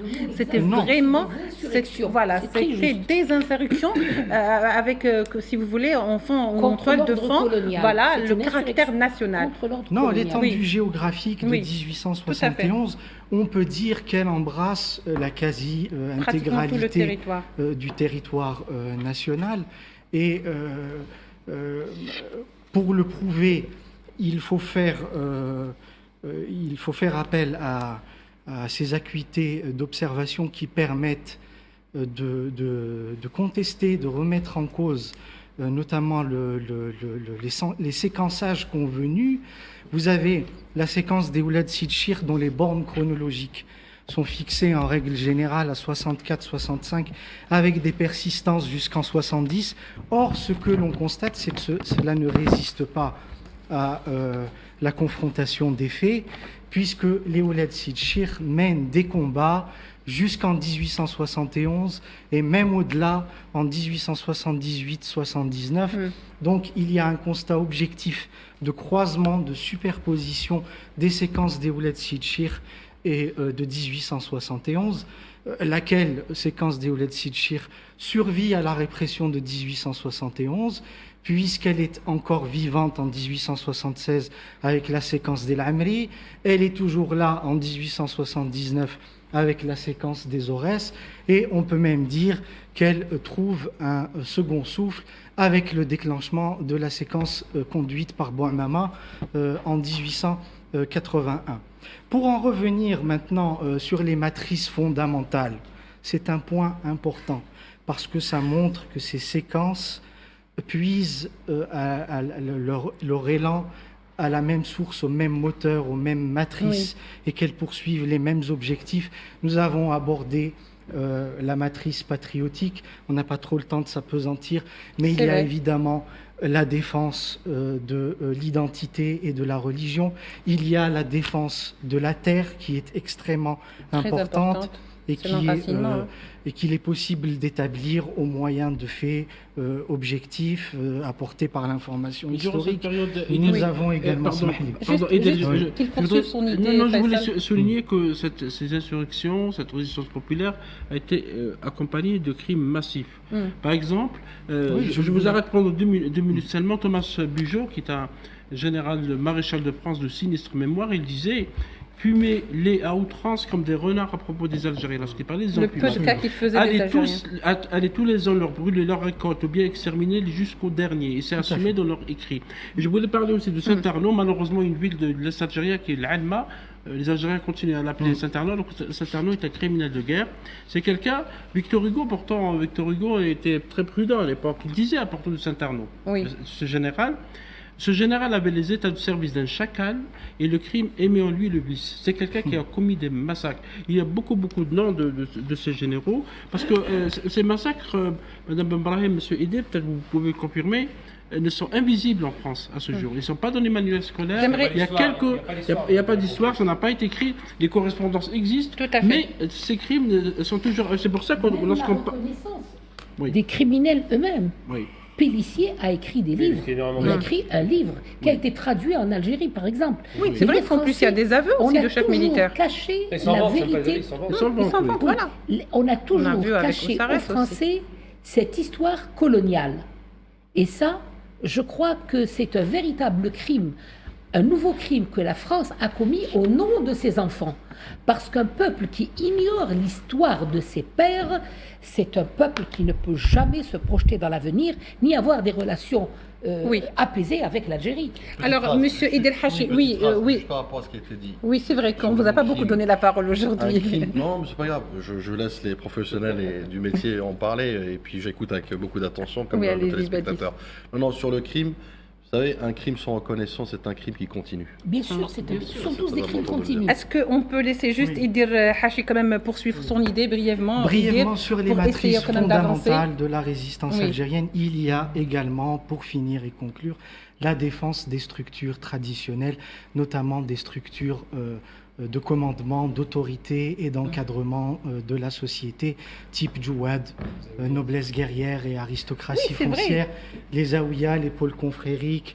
Il y a également la défense qui est importante de la Jamaat Tajmat, qui est une institution commune à l'ensemble, à la totalité de l'Algérie. On la retrouve un peu partout sous différentes appellations, Tajmat, Jama'a, Tamna à Ouargla ou Amnay chez les dans l'espace touareg. Il appartient aussi aux historiens algériens. Vous êtes en train de dire que finalement ils étaient très bien organisés, contrairement à ce qu'on croit. Parce qu'on a peut-être, pardon, juste pour conclure, c'est-à-dire on a l'impression que c'était des mouvements complètement anarchiques, que chacun résistait de son côté, alors que non, c'était structuré en armée. Parce que l'armée coloniale, quand elle est venue en Algérie, on pensait nous civiliser. Oui, bien sûr, ils pensaient. Parce qu'ils ont effacé l'existence de palais, de jardins, d'organisations sociales. Mais je voulais poser une question, M. Idé, par rapport au rôle des historiens algériens. Parce que c'est vrai que du côté français, on ignore ces crimes, on a tendance à ne pas qui n'existent pas, mais peut-être le rôle des historiens algériens, des jeunes historiens comme vous, est justement de faire des recherches, de continuer à faire des recherches pour parler de cette période. Parce que les résistances populaires restent toujours le maillon faible d'écriture de l'histoire de la colonisation en Algérie. On parle beaucoup de la... C'est vrai que c'est très important, 1954-1962, mais on oublie de parler de ces crimes massifs, des génocides, pour reprendre les termes de Mme Benbrahim, ne sont pas vraiment mentionnés dans les livres. Il n'y a pas beaucoup de livres sur cette période. Bon, il faut avoir accès aux archives et pouvoir les exploiter. Mais comme l'a dit le professeur El-Corso tout à l'heure, Mohamed El-Corso, il y a effectivement de nombreux écrits, non pas des archives, mais des sources du 19e siècle qui permettent notamment d'établir que les razzias du 19e siècle sont véritablement au cœur de la fabrique du crime colonial. Elles en sont véritablement le laboratoire.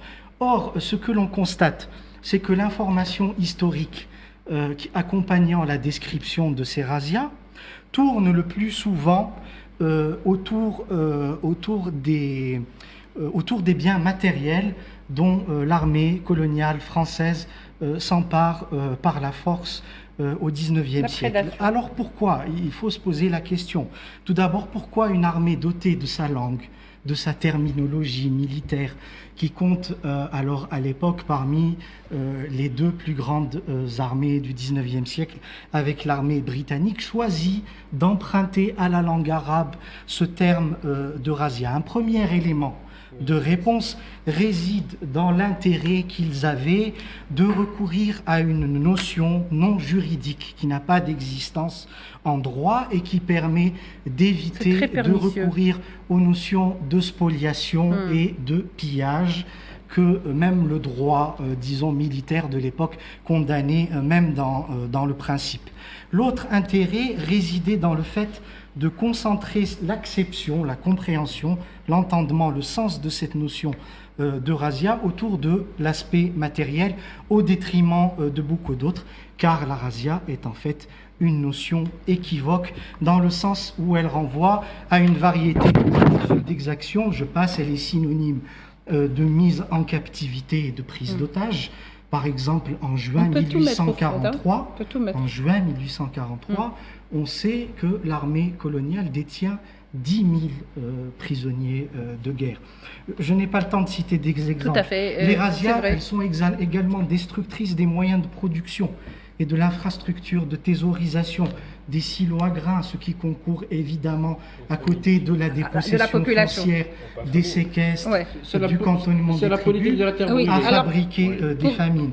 Les razzias sont également destructrices de villes, de villages, j'ai pas le temps de citer des exemples. Elles sont éminemment meurtrières, d'abord au moment où elles s'exécutent. Or, ce que l'on constate, c'est que le compte des tués n'est pas systématiquement documenté, loin s'en faut. Elles sont également meurtrières dans leurs suites immédiates. Un exemple, Saint-Arnaud, cité par M. Mataouis tout à l'heure. Nous avons tout brûlé, tout détruit.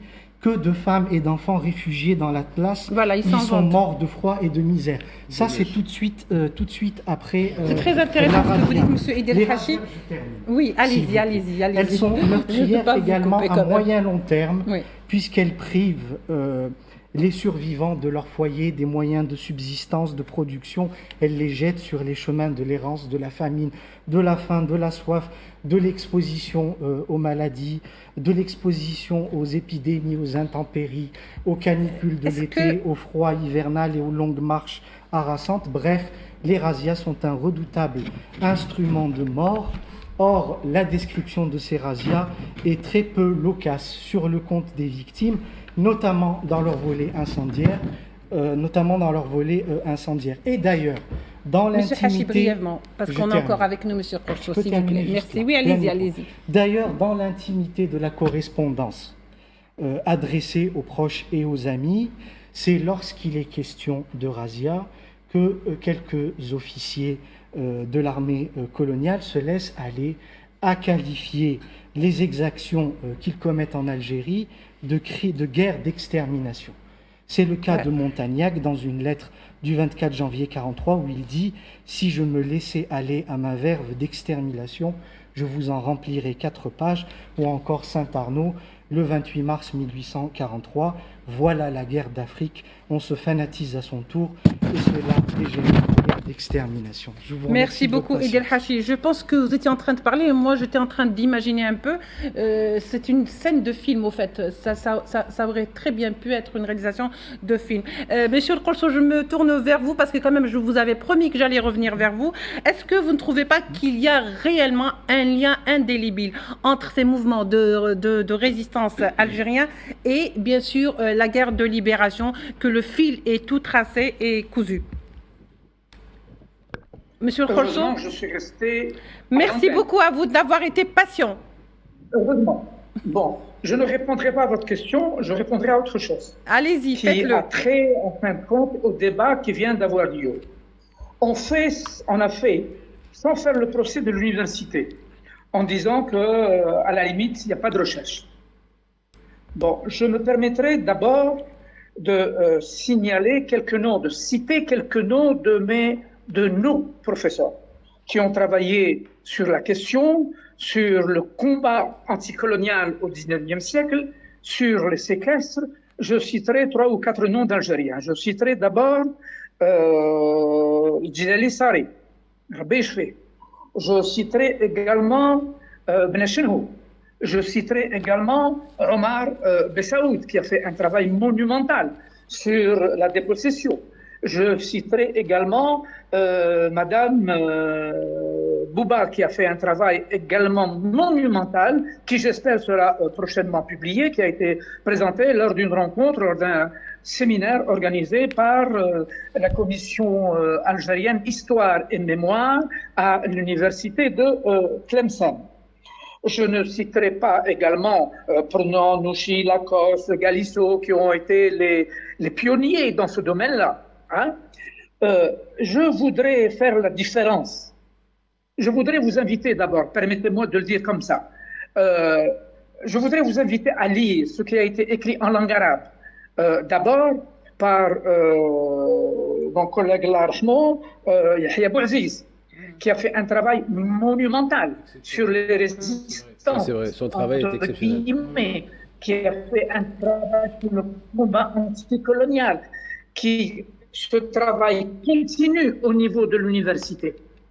Il faudrait également voir ce qui se passe du côté de l'université. Il faudrait consulter le listing des travaux. Malheureusement, ne sont pas tous publiés. Certains sont publiés et d'autres ne sont pas publiés. Bon, il faudrait faire la différence entre recherche historique qui se fait à l'université, qui se fait dans les différents centres de recherche, qui se fait dans les différents centres dans les différents laboratoires de recherche, et, là je vous l'accorde, la culture historique. C'est là où le bas blesse.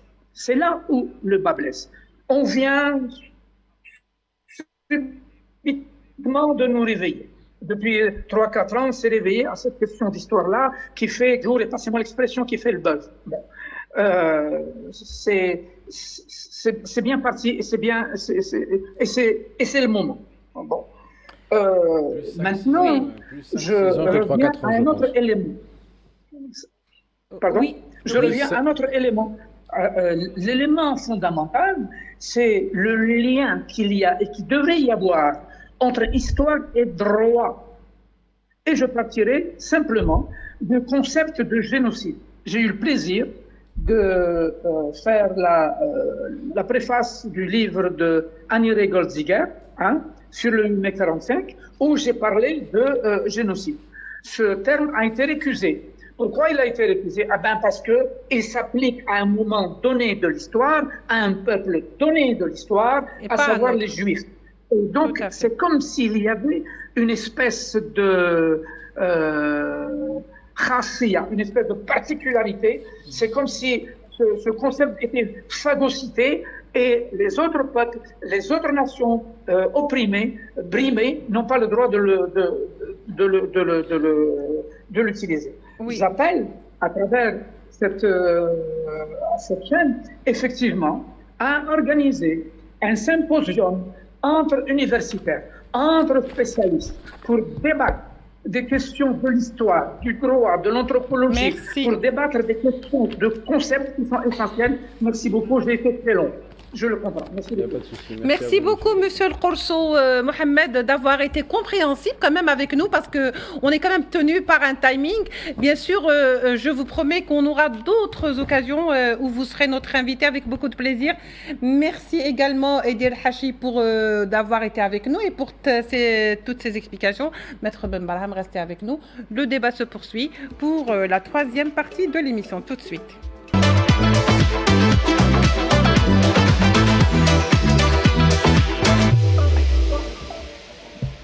Alors, le débat se poursuit Hebdo Show pour sa troisième partie. Bien sûr, vient de nous rejoindre Narimen Zegar pour sa petite... Non, ça c'est pas une rubrique, c'est carrément une tranche qu'on vous a consacrée ici à Hebdo Show. Narimen... Bien sûr, tout à fait. Et donc, Narimen qui va nous parler de ces distinctions qui ont été, donc, ou de ces femmes qui ont été honorées par le président de la République, mais également du rôle du cinéma et de l'art dont l'histoire et surtout de l'indépendance, comment elle a influencé le cinéma, la littérature et bien sûr l'art. Mais avant d'aller avec vous, permettez-nous, Narimen, de grignoter quelque peu de votre rubrique pour aller quand même vers Maître Ben Barham, parce qu'on est quand même resté sur notre fin. Justement, la question mémorielle, 60 ans ou 63 ans après, elle reste toujours une plaie béante finalement, cette histoire mémorielle, c'est surtout par rapport aux crimes coloniaux, Maître Ben Barham. Tout à fait, parce que le statut de Rome du 17 juillet 1998 est un texte charnière. Il est extrêmement important parce qu'il classe d'un côté les victimes et d'un autre, je dirais, les assassins. Et les États se retrouvent dans la position d'État criminel.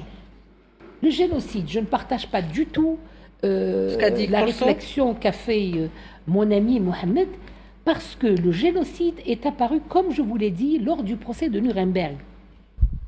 C'est l'objet même du procès. Mais le statut de Rome l'a codifié et lui a donné une assise juridique. C'est devenu un crime contre l'humanité et les éléments constitutifs du génocide sont cités dans le statut de Rome. Donc on ne peut plus dire aujourd'hui quoi que ce soit sur le statut de Rome, c'est un crime reconnu sur le plan international. Le fait est là. Aujourd'hui, la question est importante de savoir quel est le jeu que joue l'État colonial français. L'État actuel français. Oui. Vous savez que pour eux, on doit parler de la mémoire, mais à côté, on doit tout oublier. Donc la mémoire et l'oubli. Par contre, pour nous, on dit oui pour la mémoire, mais la mémoire sans l'oubli. Et c'est pour ça que nos travaux doivent continuer et être plus... Alors, la question mémorielle dont ils parlent tant, en fait, ce n'est pas pour nous, c'est pour eux. Pourquoi pour eux? Parce que vous allez constater que chaque fois qu'il y a des élections, il y a la danse des canards.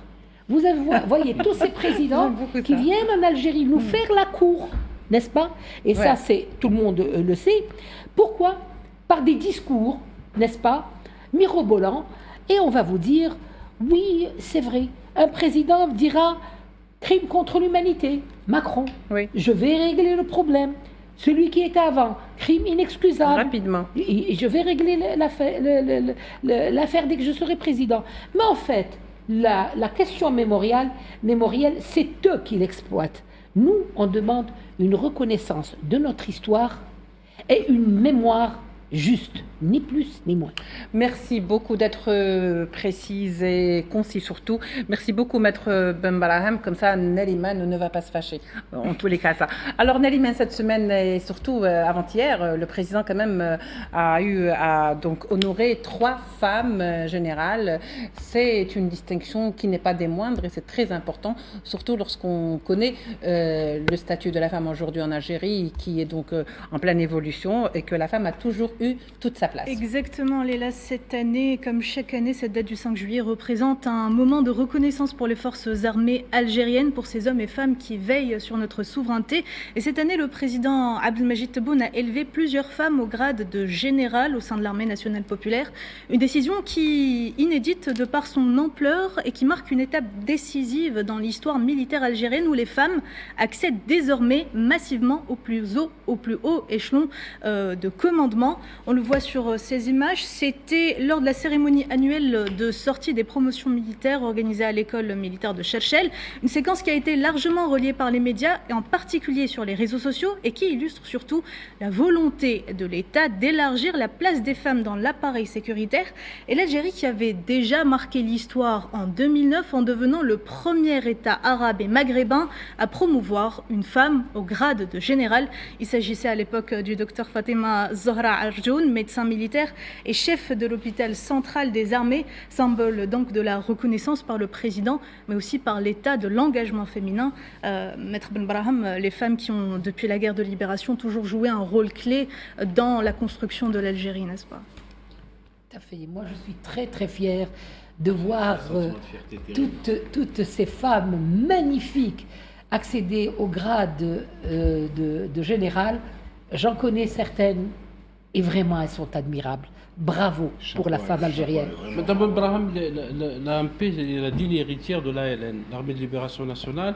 Je voulais rendre hommage, puisque Nariman nous a ouvert la porte, pour rendre hommage à beaucoup de femmes qui ont milité durant la guerre de libération nationale. Vous avez cité Jamila Poupacha, une femme qui a été torturée. Je citerai Baya Hussein, condamné à mort à 16 ans. Je citerai Djawar Akrour, condamné à mort à 17 ans. Je citerai Chaib Zahir, qui est la première martyre de la guerre de libération nationale, morte à 19 ans dans les montagnes de Khachla. Je citerai Jamila Bouazza, Meni Bouatoura, Zulikha Oudey, qui avait le grade de militaire. De militaire, la absolument. Première femme. Et qui a été atrocement tuée dans la région de Cherchel. Il y a aussi Jamila Bouhired, Anne Steiner, Jacqueline Garouch, et vous-même, parce que vous avez perdu votre père durant la guerre de la bataille d'Alger, n'est-ce pas? Tout à fait. Vous avez gardé un souvenir de ce père Il y a peut-être un nom important pour la diaspora. Je citerai quelques noms. Mais là, ça pas tant. La plus jeune, c'était Fatima Bédar, qui est assassinée par la police française le 17 octobre 1961.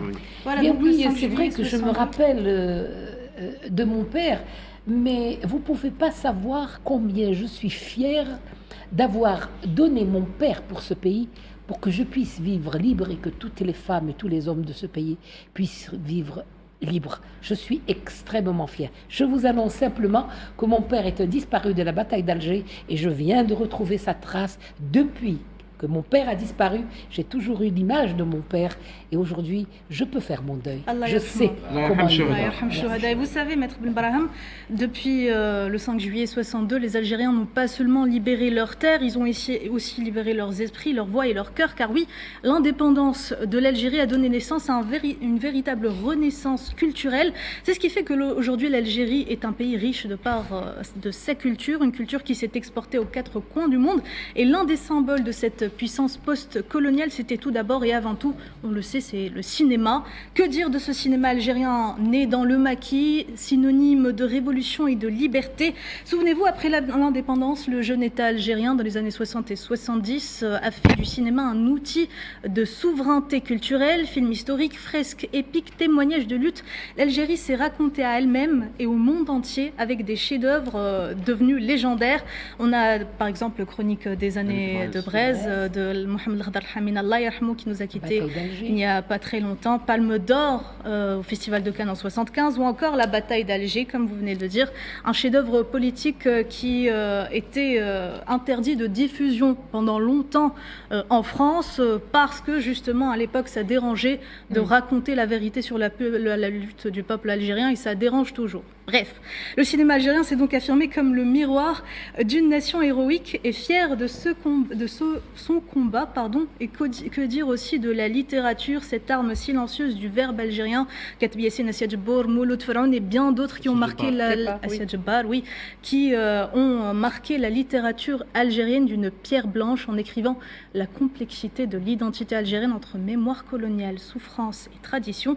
L'indépendance a également permis aux Algériens de s'approprier l'écriture en langue arabe, en langue berbère et aussi en langue française, mais toujours dans un esprit qui était profondément algérien. Et il y a aussi la musique. Libérée du joug colonial, la chanson algérienne est devenue porteuse d'identité et de mémoire de Dahman al-Harachi, Mohamed El-Hajj Al-Anqa, Matoub Lounes, Warda Al-Jazairiya et Idir, des grands noms qui ont chanté leur terre, leur langue, leurs douleurs, mais aussi leurs espoirs. La musique Shabi, Kabyle ou Gnawi, encore la musique Raï qui a été classée en 2022 au patrimoine immatériel de l'UNESCO. Toutes ces expressions sont devenues le fil d'un tissu, celui d'une Algérie riche de ses racines et ouverte sur le monde, comme quoi, si l'indépendance a été conquise en 62, sa véritable portée continue de s'écrire aujourd'hui. D'ailleurs, on peut dire que les arts, oui, justement, les arts tels que le cinéma ou encore le théâtre ont été les instigateurs d'une nouvelle conscience collective, n'est-ce pas, Faisal? Absolument, le théâtre, parce que Abdelhalim Raïs, qui est le fondateur de la troupe du FLN, en 1958 à Tunis, avait fait une grande pièce de théâtre qui a fait le tour du monde, Les enfants de la Kasbah, et qui a fait connaître aussi le combat libérateur des Algériens. Parce que l'intelligence de la guerre de libération, l'intelligence de la révolution algérienne, c'est qu'elle n'a pas utilisé uniquement que les armes ou le discours politique. Il y a eu la diplomatie, il y a eu le football, on parlait tout à l'heure de la Coupe d'Algérie, de la glorieuse équipe du FLN. Il y a eu le cinéma hébreu, comme le disait l'Allemagne, il est né dans le maquis. Il y a eu Jamal Chenderli, Pierre Clément, René Vautier, Mohamed Ghadar Hamina, Ahmed Rachdi, tous ces hommes qui ont fait du cinéma algérien, qui ont fait connaître le combat libérateur des Algériens et aussi la littérature, parce que le colonialisme, on parlait de la colonisation du peuplement, a fait en sorte d'effacer la culture, l'identité, la langue, etc. Il y a eu des artistes qui se sont regroupés, qui ont voyagé à l'étranger, dans les pays de l'Europe de l'Est, notamment en Asie, pour que le monde sache qu'il y a eu effectivement Mohamed Boudia, absolument, qui a été un martyr de la cause palestinienne, qui a été assassiné par le Mossad sioniste, et d'autres hommes et femmes qui ont donc effectivement lutté à travers l'art, à travers la littérature, à travers la culture, et qui continuent de le faire pour l'Algérie indépendante. Voilà, et si la culture a été un pilier de notre identité post-indépendance, certains, bien avant 1962, ont compris que l'art sous toutes ses formes pouvait servir la cause nationale, même un ballon pouvait devenir un drapeau. Je parle là de la dizaine de footballeurs professionnels algériens qui ont décidé de quitter en secret leur club français où ils brillaient pour rejoindre le FLN avec un seul objectif, former une équipe qui portera la voix de l'Algérie libre à l'international. Rachid Makhloufi, Moustapha Zitouni, Abdelhamid Kermali, ces noms entre dans l'histoire. L'équipe du FLN a disputé en gros plus de 80 matchs à travers le monde face à des sélections amies en Asie, en Afrique, dans les pays du bloc de l'Est. Et ils ont marqué des buts, certes, mais ils ont surtout marqué des esprits. Chaque victoire était une manière pour eux de faire exister l'Algérie sur la scène internationale, alors même que l'indépendance n'était pas encore acquise. Mehdi, on peut dire finalement que ces hommes ont prouvé que le sport pouvait être une forme de lutte, mais surtout un outil de diplomatie. C'était des ambassadeurs de l'Algérie qui étaient sous le joug colonial et ils ont été les plus beaux ambassadeurs de l'Algérie à l'étranger.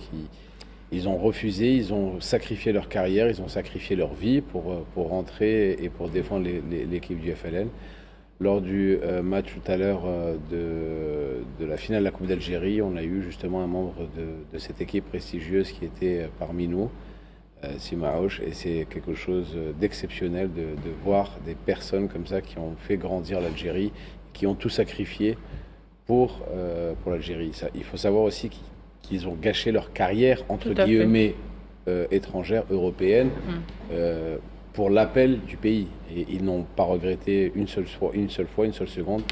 Et encore une fois, pour moi, ce sont les plus beaux ambassadeurs que l'Algérie a pu avoir dans le domaine sportif. D'où l'importance de la diplomatie alternative, Badi Khnissa. Tout à fait. C'est une diplomatie parallèle, effectivement, avec des ambassadeurs silencieux, mais par contre, qui s'expriment sur les arènes internationales à travers le sport. D'ailleurs, c'est Nelson Mandela qui disait que le sport change le monde. Ouais. Donc, je pense qu'aujourd'hui, on peut rendre hommage à ces personnages, à ces, je dirais, leviers qui se sont engagés d'une manière patriotique sans fusil, mais à travers le sport, et qui ont parfois même réussi à faire bouger les lignes, des lignes diplomatiques, là où peut-être les politiques n'ont pas su le faire. Et bien effectivement, le sport est universel, c'est un langage universel, et qui plus est quand il est mis à profit d'une cause juste, une cause noble, qui est celle de l'indépendance de l'Algérie.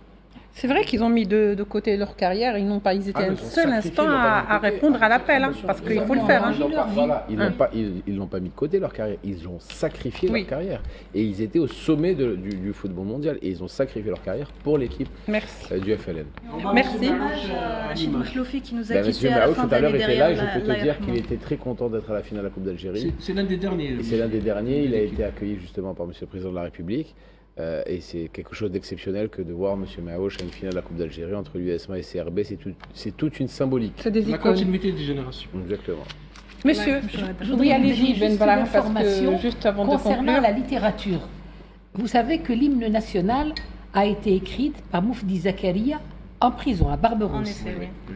Eh bien, c'est Maître Hadj Hamou qui l'a sorti clandestinement, et donc c'est un texte fondamental que nous écoutons aujourd'hui avec énormément de plaisir. Composé par l'Égyptien Mohamed Fawzi. La musique, mais le poème Moufdi Zakaria, c'est Maître Hadj Hamou qui l'a sorti.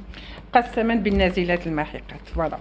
En tous les cas, nous restons toujours fidèles à cet appel de la patrie, du cœur et de la nation. Merci.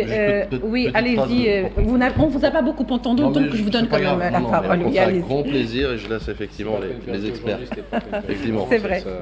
Moi, je conclure avec une phrase très importante, puisqu'on fait le parallèle, l'analogie entre le passé, le présent et surtout l'avenir. Quand on parle de mémoire, Katoub Yassine disait que la mémoire est un champ de bataille.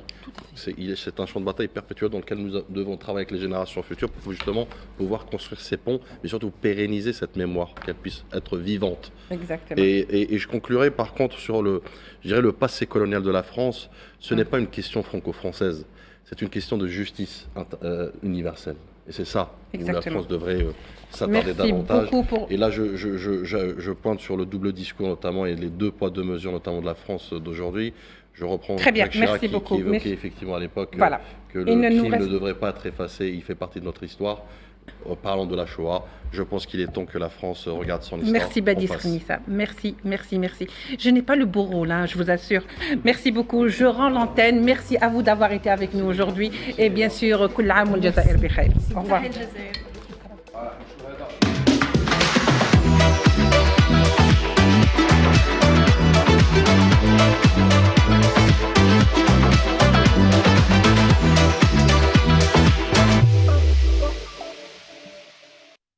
Enjoy the Algerian rhythm and discover new destinations with Air Algérie.